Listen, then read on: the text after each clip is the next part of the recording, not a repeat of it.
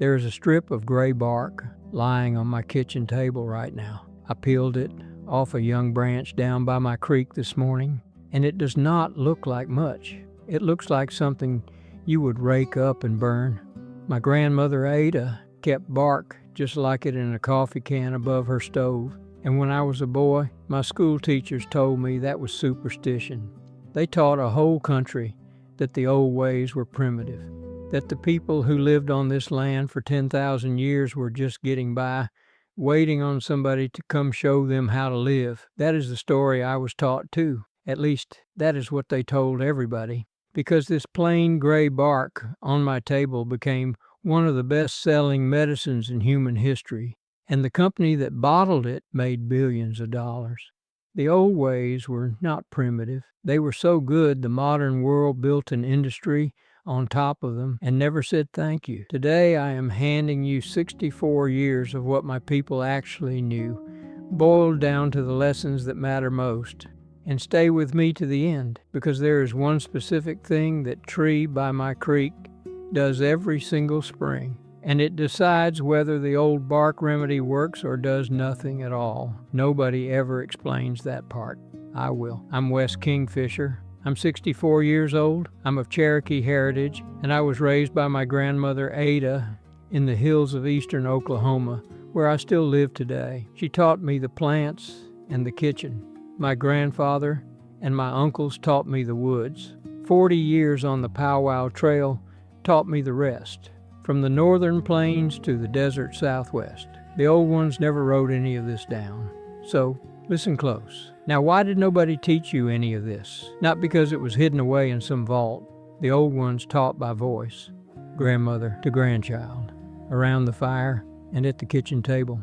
Then the children got sent away to boarding schools. The old languages faded, and whole chains of knowledge snapped in one generation. And there was a money side too, plain as day. Nobody can patent a plant that grows free along every creek in America. There was never a dime in teaching you what is already standing in your backyard, so the catalogs and the commercials taught you to buy instead. That is the whole conspiracy, and it is an honest one. So here is what we are going to do today. 3 parts. The woods, because cold and thirst kill faster than anything else. The plants, because the medicine aisle started out as a meadow. And the kitchen, because my people fed themselves through 10,000 winters without a grocery store.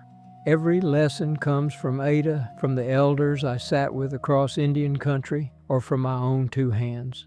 And keep that gray bark in the back of your mind while we work, because what that tree does in the spring is the part everybody gets wrong, and we are coming back to it before we are done. Now, before we walk into the woods, I want to tell you where all of this lives, because every lesson in this video comes out of a book I finally sat down and wrote.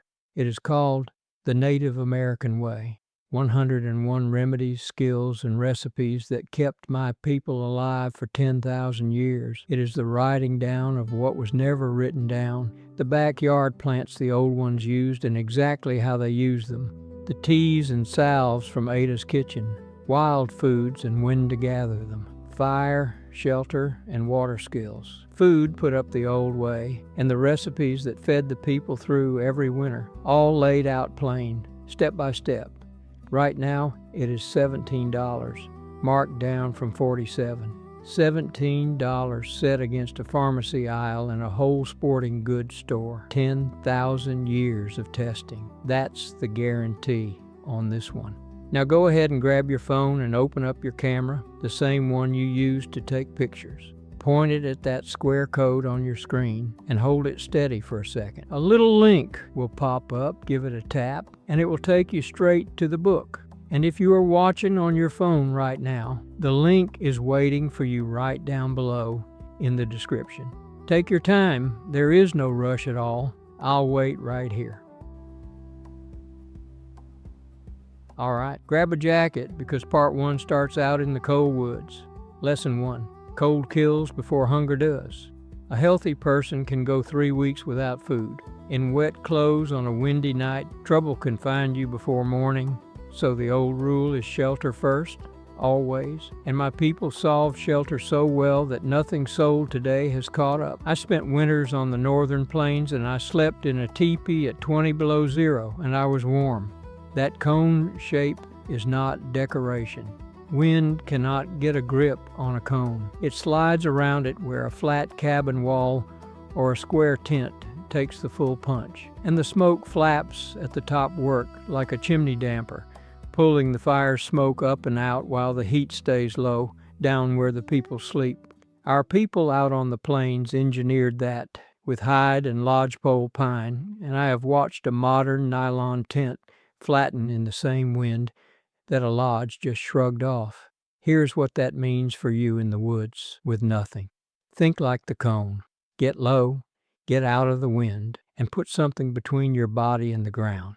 The ground steals more heat from a sleeping body than the air does. A bed of dry leaves or pine boughs piled a foot thick is worth more than a blanket on bare dirt, a foot thick. Not a sprinkle, a foot.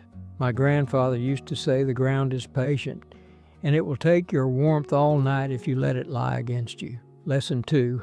Your firewood is standing up, not lying down. This one saves more cold nights than any gadget in the camping aisle. Wood lying on the ground drinks water from the soil like a wick, and wet wood makes smoke, not heat. But a dead branch still attached to the tree, or a dead sapling still standing, has been drying in the wind for months. Snap the small, dead twigs off the underside of a standing pine, the ones thin as a pencil, and they will be dry even in the rain because the tree above them worked as a roof. So gather standing dead wood first. Start with twigs no thicker than a pencil. Add wood no thicker than your thumb only after the flame can survive on its own. One size at a time, no rushing. Most fires die from impatience, not from wet weather. My uncles taught me to lay out every piece I would need before I struck the first bark, smallest to largest, like laying out tools before a job. Do that one thing and your fire will light in weather that sends other folks back to the truck. Lesson 3. Water hides in plain sight if you know what to look at. I learned dry country water from elders in the desert Southwest, our people who lived well in places that get 8 inches of rain a year. First, look for the cottonwood trees. A cottonwood cannot live far from water, so a line of green cottonwoods across a brown valley is a map with an arrow on it. Second, in a dry creek bed, walk to the outside of a bend, the deep side, where the water dug hardest when it last ran. Dig down a foot or two right there and let the hole sit. Muddy water will seep in slow. Give it time to settle, and always boil it before you drink. Always boil it. Third, watch the doves at dusk. Doves fly a straight line to water in the evening, and the old men could sit on a rock, watch the birds, and point to a spring they had never seen. And this is where the whole way of thinking shows itself. The land gives you everything. You just have to know what you're looking at. Lesson 4. The sky tells you about tomorrow if you read it today. A ring around the moon at night means high ice clouds moving in, and rain often follows inside a day or so. Leaves flipping over and showing their pale undersides mean the wind has shifted ahead of a storm. And campfire smoke that sits low and crawls along the ground instead of rising means the air pressure is falling and weather is coming. My grandfather never once watched a forecast, but he was dry more often than the neighbors. So that is part 1. Shelter first. Standing wood, cottonwoods and doves, and the ring around the moon. But knowing the woods only keeps you alive. What comes next is what kept my people well, and it is the part the modern world quietly built a fortune on. Part 2. The plants. Lesson 5. Before any plant, the naming rule. Ada would not let me put one wild thing in my mouth until I could name it twice. Once by its look, and once by its dangerous twin, if it had one. Never eat or brew a plant you cannot name twice. That single rule is what separates the real teachers from the pretenders. And it is why every plant lesson I give you comes with a look-alike named out loud. Take your time with identification. There is no rush in this, ever. Lesson 6. Yarrow, the cut plant. Yarrow grows in fields and roadsides across almost every state. Look for leaves so finely divided they look like little green feathers, soft as a bird's wing, and a flat-topped cluster of small white flowers. The old ones crushed those feathery leaves and pressed them onto a cut to slow the bleeding, and I have done the same in the field more times than I can count, working with my hands and a pocket knife 60 miles from a drugstore. Now the dangerous twin, and listen close. Poison hemlock also carries white flower clusters, and it kills. But hemlock's stem is smooth, hollow, and blotched with purple, and its leaves look like parsley or a fern, not like feathers. Yarrow's stem is tough and a little hairy, and those feather-soft leaves are like nothing else. Smooth, purple-blotched stem, walk away. Feathery leaves and a hairy stem. That is your yarrow. Say both names before you touch either one. That is the rule working. Lesson 7. Cattail, the supermarket of the swamp. Every pond edge and roadside ditch in America grows a grocery store, and folks drive past it to spend $40 in town. In spring, the young shoots pull up from the base, and the tender, white bottom, few inches, tastes like a mild cucumber. In early summer, the green flower spike can be boiled and eaten like corn on the cob, and the golden pollen shakes off into a bag and stretches flour for frying bread. In fall and winter, the roots carry starch that the old ones pounded and washed into flour. 4 seasons, one plant standing free in the mud. The look-alike to respect is wild iris, which grows in the same wet ground before flowering. Iris leaves grow in a flat fan from the base, like a hand of cards, and iris will make you sick. Cattail leaves are rounder at the base, spongy inside, and never fan out flat like that. Flat fan, leave it be, and take only what you need from any stand, because a cattail patch that gets stripped bare feeds nobody next year. Lesson 8. Pine needle tea, the winter medicine chest. When the snow is deep and there is not a green vegetable for 100 miles, the pines are still green, and their needles carry vitamin C. This is one my people up in the North Woods leaned on through the hard months. Take one good handful of fresh green needles from a pine you have named for certain. Chop them rough. Pour a quart of water over them just off the boil, not roaring. That is 1 handful to 1 quart. Cover it and let it sit 10 minutes and drink it warm. It tastes like the forest smells, and my grandmother made it every January. The dangerous twin here is the yew, an evergreen with flat, dark needles and little red berries, and yew is deadly. Pine needles grow in bundles, in little clusters wrapped together at the base. Yew needles grow flat and single along the twig. Bundles, you are safe with your named pine. Flat, single needles and red berries, walk away. And I have not forgotten that gray bark sitting on my kitchen table. It is the last lesson of the day for a reason, so hold on to it, because the next part of this trail runs through the kitchen, and supper comes before medicine. Part 3, the kitchen. Lesson 9, the 3 sisters, the smartest garden ever planted. Corn, beans, and squash planted together in the same mound, the way my people farmed for thousands of years before anybody wrote the word fertilizer, and every piece has a job. The corn grows tall and becomes a free bean pole. The beans climb the corn, and down at their roots, they feed nitrogen back into the soil, which is the exact nutrient corn is hungriest for. The squash spreads its big, rough leaves over the ground between them, shading out weeds and holding the moisture in like a living mulch. And those prickly stems discourage the raccoons on top of it. 3 plants, each solving the other's problems. No bags from the garden center. I still plant the mounds every May in my garden by the creek, the same pattern Ada laid out with a hoe. Modern science took a good long look at that arrangement and found it grows more food per acre together than the 3 crops grown apart. The old ones knew why all along. They always knew why. Lesson 10, drying meat over a low fire, the freezer that never loses power. The old way of keeping meat is wind, sun, and thin smoke, and it still works exactly as well as it did 1,000 years ago. Cut the meat into strips, a 1/4 inch thick, a 1/4 inch about the thickness of a pencil and no thicker. because thickness is what spoils jerky. Trim off every bit of fat you can see, one strip at a time. The lean meat dries and keeps, but fat cannot dry, and fat is what turns rancid. Hang the strips over a low smoky fire well above the flame, in the smoke and the moving air, not in the heat. You are drying it, not cooking it. Let it go until a strip cracks when you bend it, but does not snap clean through. So remember the 3 numbers of the old smokehouse. 1/4-inch strips, no fat, cracks but does not snap. I put meat up in my own smokehouse every fall, and a winter pantry with jerky in the jars is a calm feeling that no chest freezer ever gave a man. Lesson 11, waste nothing, and the hickory tree will prove why. Every October, the oak and hickory woods around my place drop a harvest most folks rake into bags for the curb.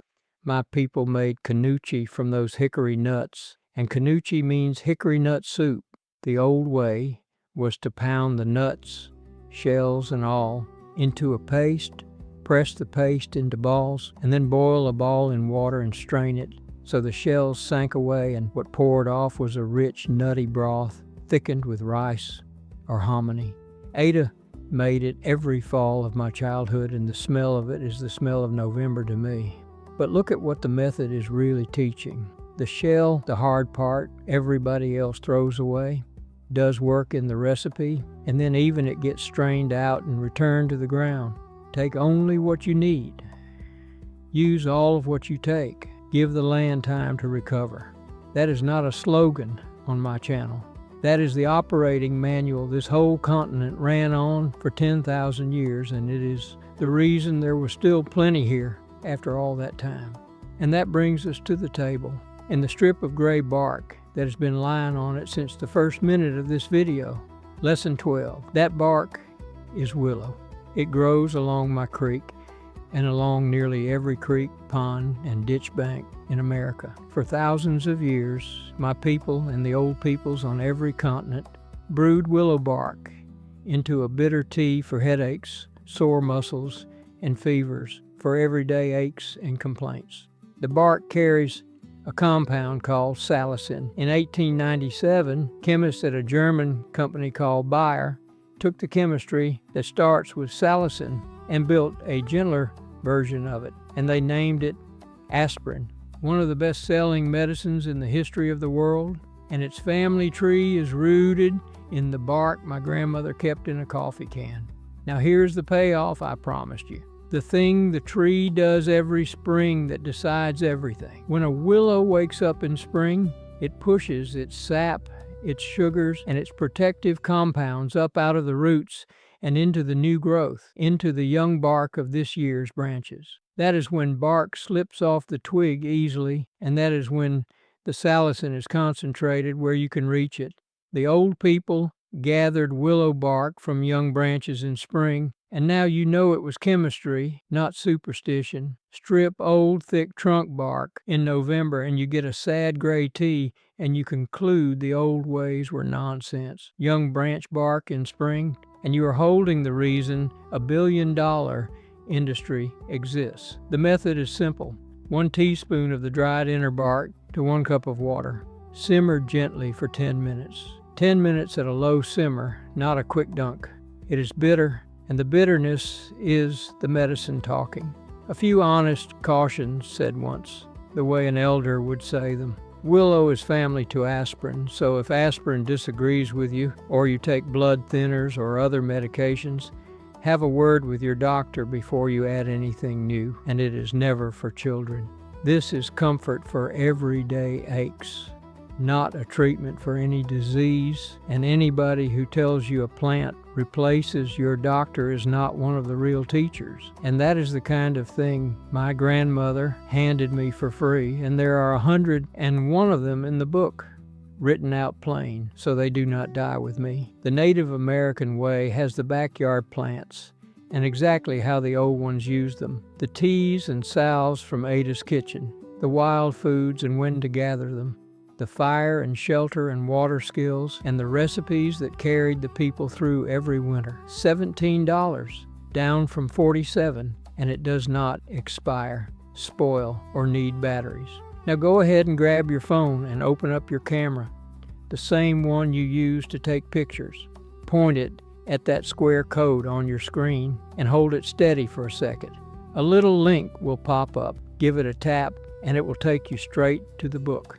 And if you are watching on your phone right now, the link is waiting for you right down below in the description. Take your time. There is no rush at all. I'll wait right here. So there it is. Shelter before food, standing wood, cottonwoods and doves, the naming rule, and a spring willow branch that the modern world turned into a medicine empire. Now tell me in the comments where your people are from. And if there is native blood in your family line, like there is in so many American families, I would be honored to hear the story. I read every single one. Next time I am going to show you the weed growing in every driveway crack in America, the one my grandmother called the bandage leaf, and the 2-minute thing she did to it that I have used on cuts, stings, and blisters for 60 years. Wado, my friends. That means thank you. Walk easy, and I'll see you down the trail.